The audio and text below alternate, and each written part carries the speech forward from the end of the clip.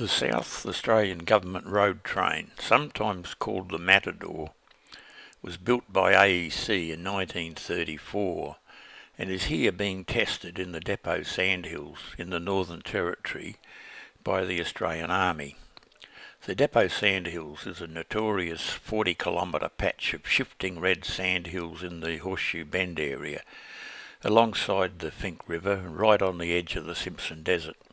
The railway tracks that used to pass through it many years ago had to be cleared of drift sand by train staff and passengers alike as the train, the GAN, travelled through.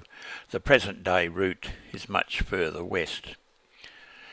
The original purpose of the government road train was to assist in building the Northern Railway extension from Marie in South Australia to Alice Springs in the Northern Territory, but it was 3 years late arriving on the scene.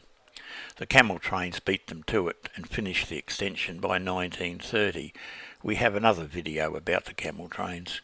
The road train prime mover was powered by a 130 horsepower diesel 8-wheel drive with 8 wheels on the road. The power was transmitted to the first trailer and then to the second trailer by universal joints, and each trailer had 8 powered wheels, making a total of 24 driven wheels altogether. These trailers were also self-tracking.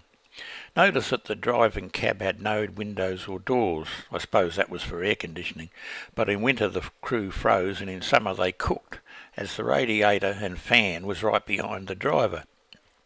There was another fan right in front with a cowling to keep the bushes out.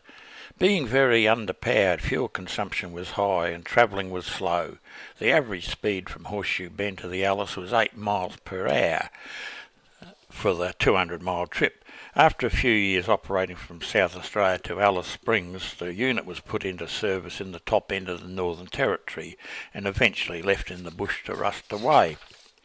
But it was recovered from the Kunai grass, which had swallowed it, and it now stands in the Alice Springs Transport Museum.